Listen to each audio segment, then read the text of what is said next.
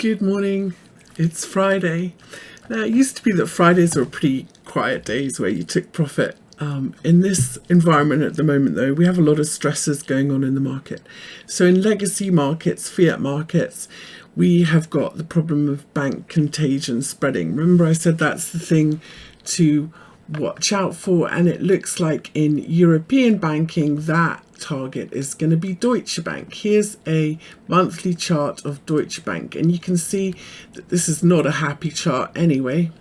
Deutsche Bank has been losing money for some time in terms of share price, and when we look at what's been done this month, here we are with a sharp turn lower back underneath these moving averages that most participants were hoping to be a launch pad higher from. If we take a look at this on the daily, you can see that today's been pretty unpleasant. Haven't held these weekly moving averages either back to the bottom of the range, and potentially this is a bear flag.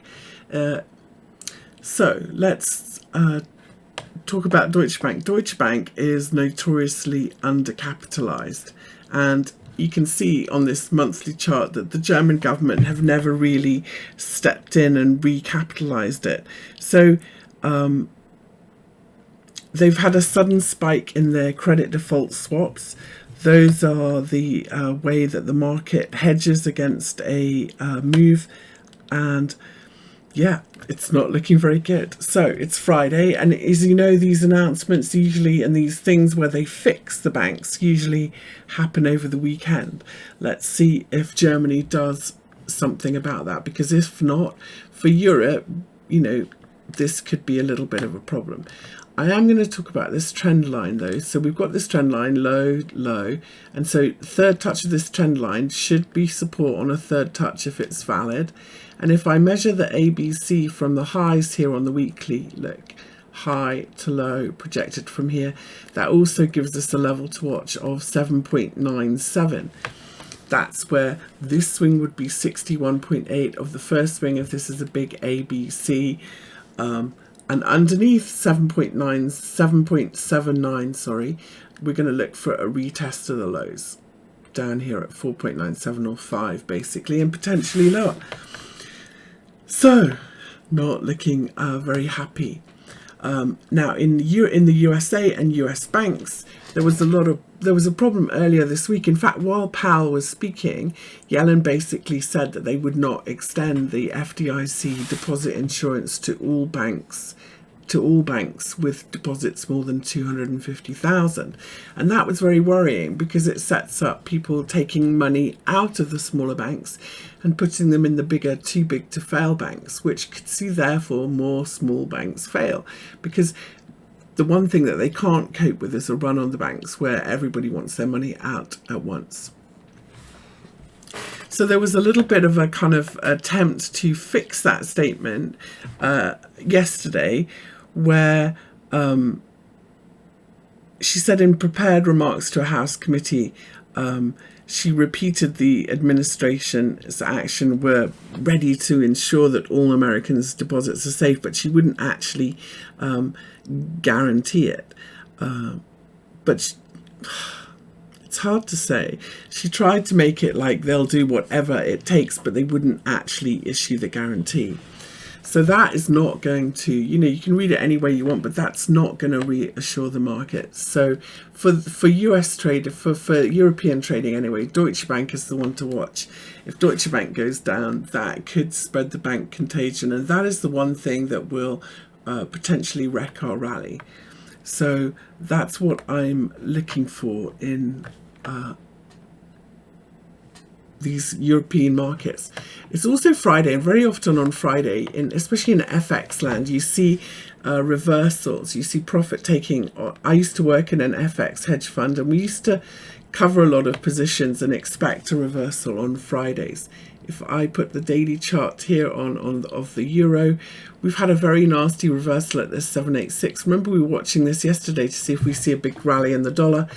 We broke underneath this morning with everything going on. We broke underneath this 61.8 level. So support here, if we were to bounce in the US trading session, support in the euro potentially is at this 38.2, or if you've been short the euro, 1.0713 back to these daily moving averages, and potentially this 38.2. And from there, you would normally, if we bounce from here, in other words, if we bounce back above this date, see this daily 50, if we bounce back above that, you would expect to bounce to the middle before another leg lower in the euro. But there is quite a lot of contagion, and the main thing to watch is deposit flight. If the flight out of these smaller US banks continue, we could see quite an ugly US trading session. Okay, so the pound was the other one we were looking at. Remember, we were looking at following the trend higher in the pound. This has also done a 786 reversal, but I'm looking at a 4-hour chart here of the pound. It's not falling as high as the euro, and the support therefore, is this double top high and this 122 level. Underneath this 122 level in the pound, we'll confirm this as a big ABC, and we'll see a much bigger correction, likely all the way down to 120 again.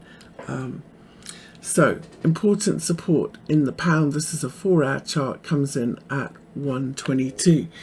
That's important because that's when is the dollar going to stop rallying. If we take a look at the dollar index, you can see in terms of a three-day pattern, this is a very bullish reversal.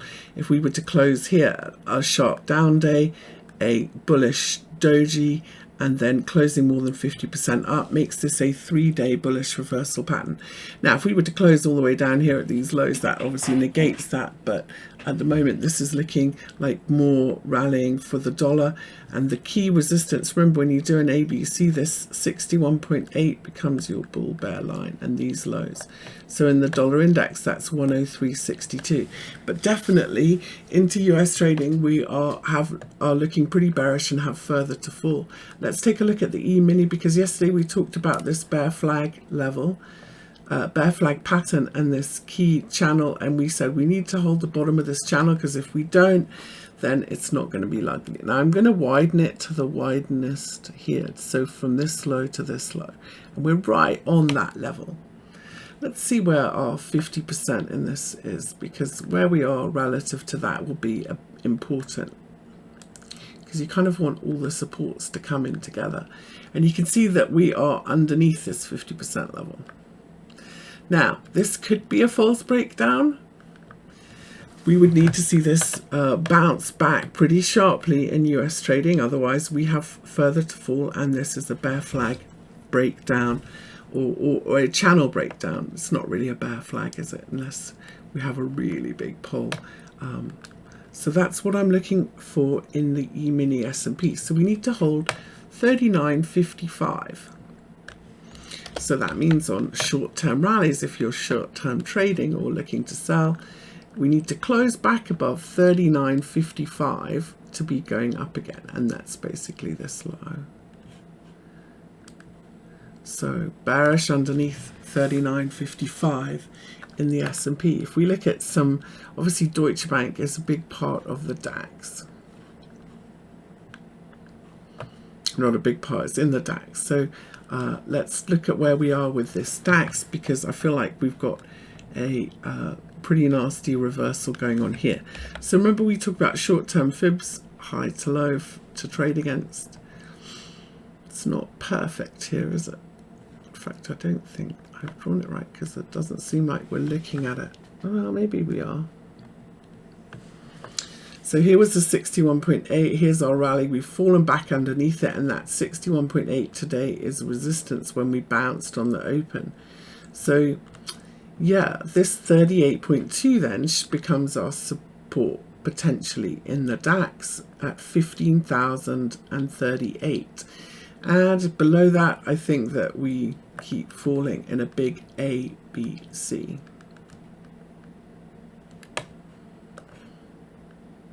It's going to be interesting to see whether they have to step in to save Deutsche Bank right after the ECB hiked 50 basis points. That would be quite something, wouldn't it? I'm actually going to draw it like this from this low, because I think this was an irregular correction bounce. Look, A, B, C. So I'm measuring my first swing to this low on the 16th of March, and that says first support.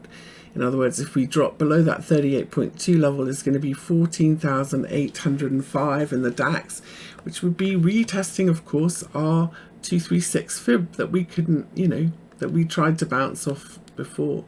So important support 14,802 to 14,805 in the DAX, and it looks like we're coming back to test it.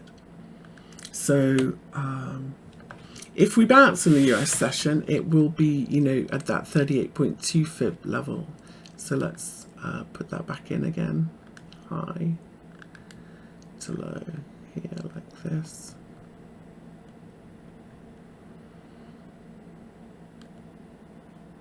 It's these lows as well, isn't it? So it's going to be around 15,038. So it's all a little bit risk off today, isn't it, in regular trading. Now there's one market that doesn't mind this at all, and that's gold. And silver is actually outperforming gold as well. So more contagion. This whole contagion phase in March has really benefited gold. I'm looking for another leg higher to 2022. Now 3 waves back. Is this correction done? It looks like an hourly buy, doesn't it? So if we continue to fall, I'm looking for new highs. Watch out for a third touch false breakout, but I'm looking for gold to continue higher. A breakout above this trend line gives us 2022. We're at 2000 at the moment. So another swing higher for gold, and the similar pattern going on here in silver, really benefiting from these risk-off moves. Looking for a retest of this trend line. Look, if I measure from the low to this high, projected from the bottom of this pullback, 24.27. So if we're looking for short-term pullbacks, at the moment we're a little bit sideways. This might be a false break higher. We might have to wait till next week for our long in silver. But yeah, beware of false breakout like this.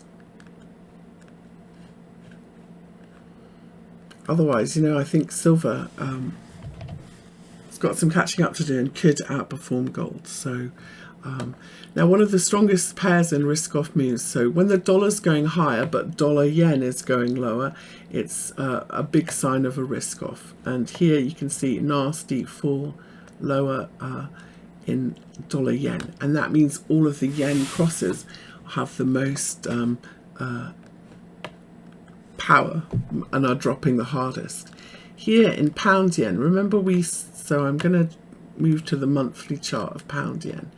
So remember we were looking at this as an ABC and said this 61.8 level is important, and we kind of need to hold these monthly moving averages if we're going to keep going higher. Otherwise this is just an ABC and we'll see another swing lower. So I'm watching these levels here in pound yen, around these highs as well.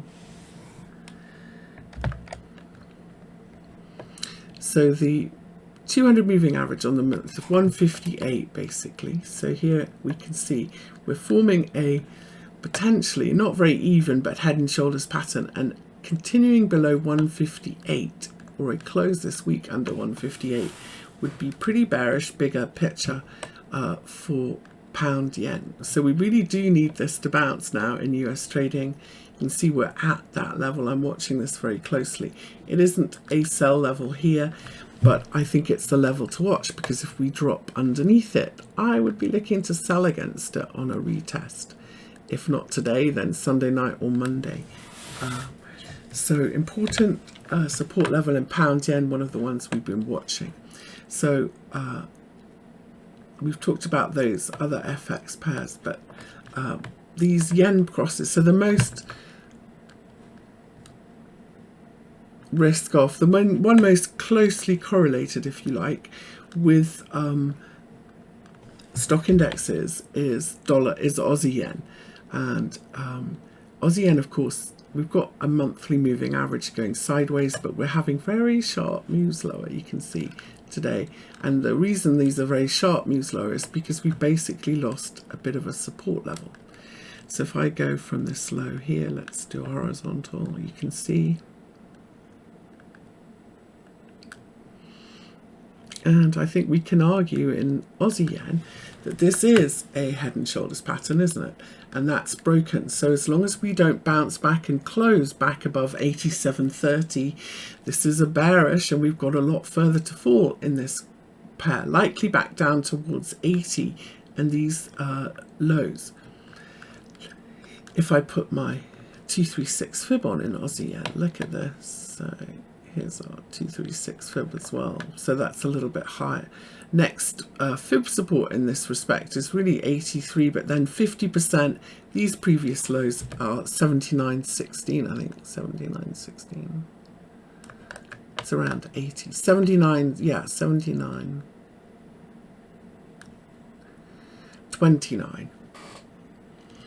So selling bounces or selling rallies, and if we get one on Monday against that level, I think Aussie yen is set up for much further to fall and pretty nice, interesting shorts.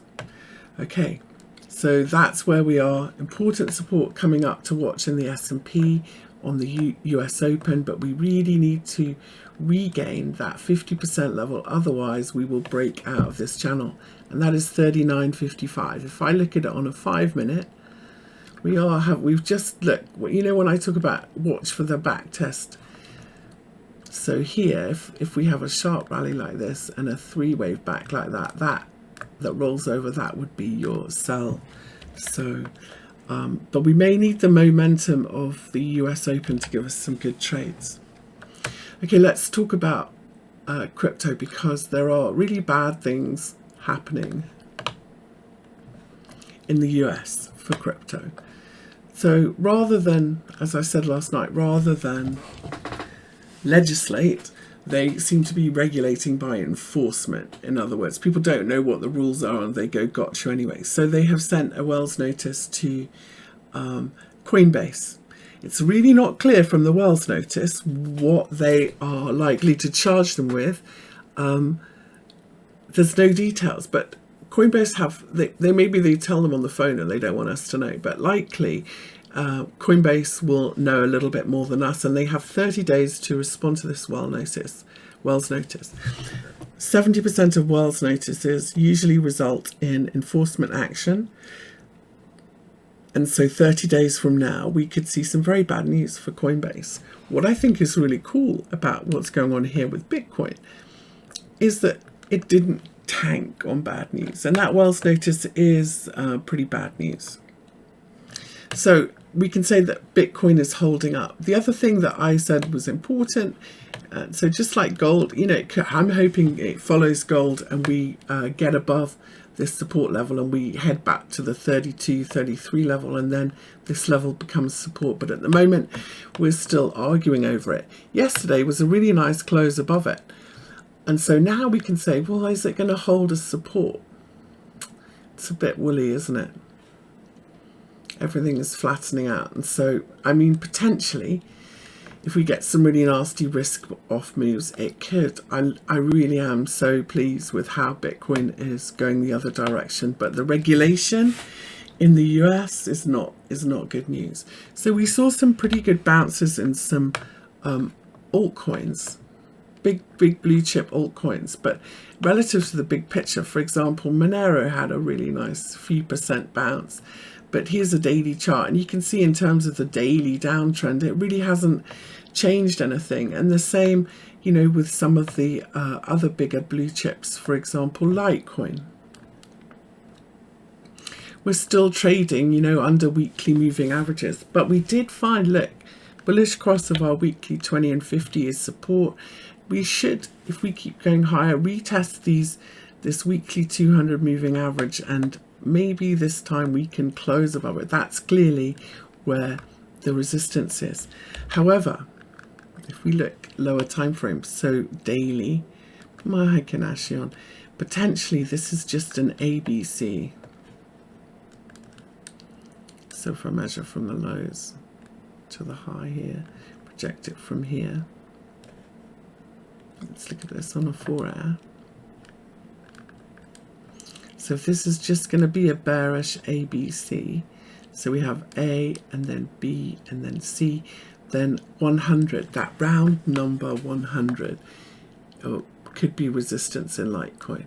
But holding above 91.34, which is the 61.8 level, could be a nice long entry if we get the right price action. Remember, we're on a 4-hour chart here. So let's go down to a lower time frame, like this 15-minute, and we'll see if this 91.34 holds, or potentially we could drop a little bit lower, couldn't we, to this 200 moving average and these lows and highs here. So there's a bit of a level, highs, lows. If we drop down to this 200 moving average and then bounce, we would need to regain this 91.34 if we're going to still go up. So it's not a great entry right now, but the right momentum and a good risk bounce in the US trading could see Litecoin see another leg higher and retest 100. That's what I'm watching for. It's in a really nice 4-hour trend. Hopefully this would be 1, 2, wave 3. So we're going to do a wave 4 here and then another leg higher to 100 in Litecoin. That's what I'm watching for. So a nice hourly reset and a buy would be a good signal, wouldn't it? Even a 4-hour. We've got a 4-hour red Heikin-Ashi. Let's let this reset and see another leg higher in that one. So NEO and Dash have also been doing pretty nice rallies. I'm going to say that I'm not so excited about these ones. For the main reason, for example, if we go down to the hourly here in NEO, got a lower high with this reversal, and this was a textbook kind of ABC, really. Equal measured move. We are right at the potential. Look, I think we did 5 waves up, 1, 2, 3, and so, you know, I'd really like to see more 1280. It's not compelling, is it, after this? After having already reached that equal measured move level in NEO. And Dash, very similar. So if we look at Dash on the daily, we've got huge resistance of a bearish cross 50 moving average. And I also think if we go down to 4-hour as well in Dash, 4-hour 200 moving average, which is often an alt rally killer.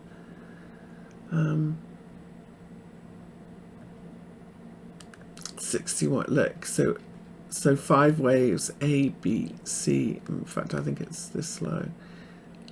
And then here we are at the 61.8. Now, closing above 64.15 on a 4-hour would target 70.5. So this one a little bit better than NEO, but make no bones about it, because of this resistance with the daily 50 moving average, it's not a compelling trade for me either. In fact, the only one that's kind of set up to maybe squeak a little bit higher, I think, for me in the big blue chips is Litecoin. Okay, let's so I'm just going to go down. This is a 4-hour chart. So what would be the, if we're going to hold support or retest the highs, this 236 fib level 59.73 needs to hold as support. Below 59.73, I think that we fall much further and probably back to 53 and so on. So that's how I would be analyzing Dash. There's a couple of other altcoins that are interesting, but also having pretty nasty pullbacks. So the first one let's look at is Lido.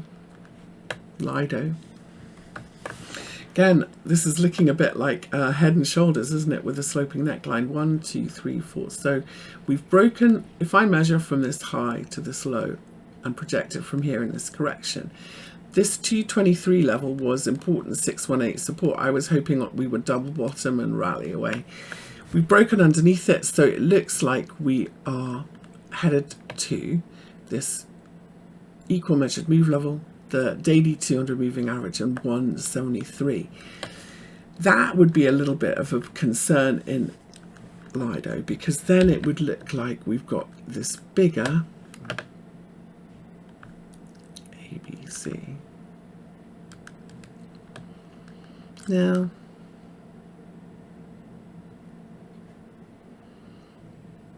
wasn't ideal, but it's not looking very promising, is it?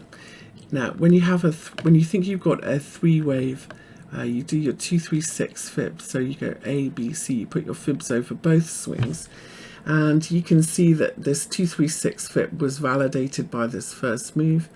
We held it here, look, this 38.2 was nice and messy, so closing underneath this 38.2 again I think points to 50% and these lows. So the not so bearish view of Lido would be a test of 1.86 in a bigger ABC move. We'll see how we close the day and how we close the week, and we could just bounce off this trend line, see a false break, and then sharply up again. That's what we would need to see. Be a little bit careful with this bearish cross if you're holding this.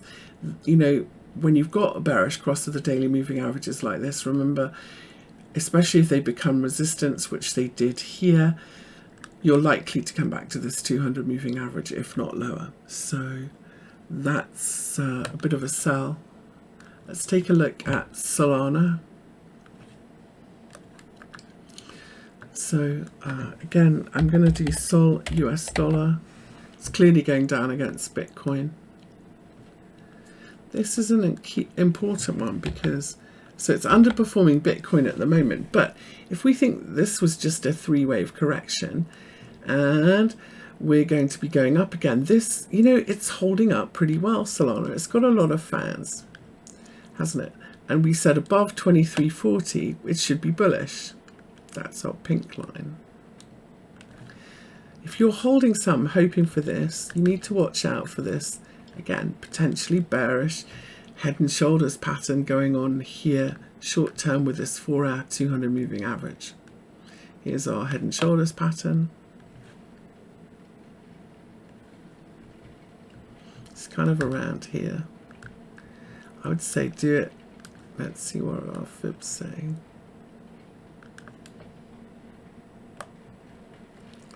Yeah, maybe this 38.2 fib.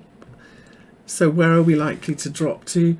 50% would be here, but if we complete the head and shoulders pattern, we'll come down to these lows and this 61.8. So if you're holding Solana, looking for a bigger, because it has been, it's quite popular, you know, just watch out that this pattern doesn't result in more downside and a drop to 1976. Be prepared for that. I'm going to get rid of this trend line because it's not valid.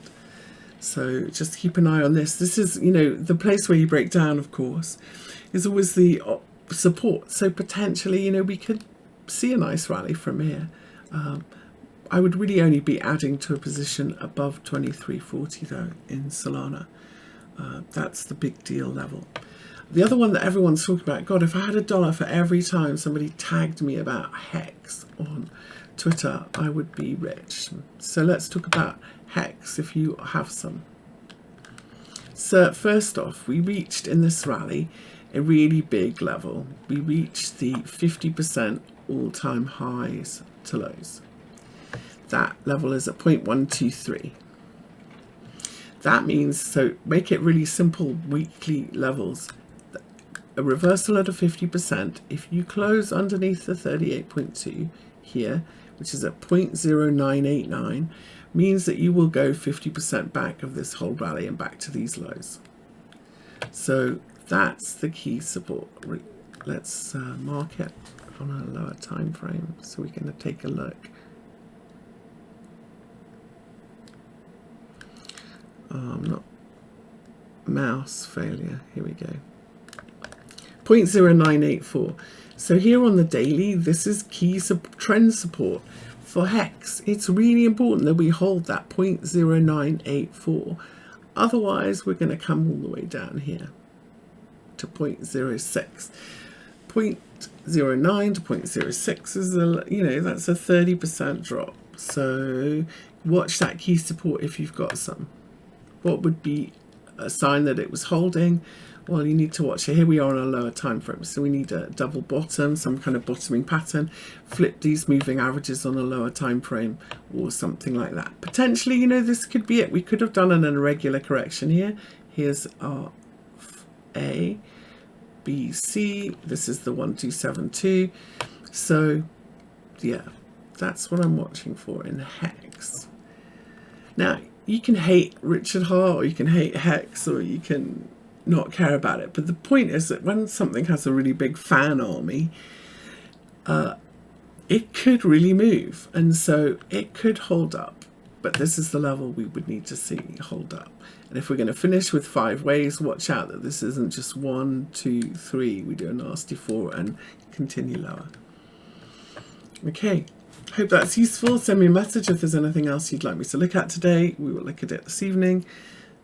Be careful, buckle up. Today could be a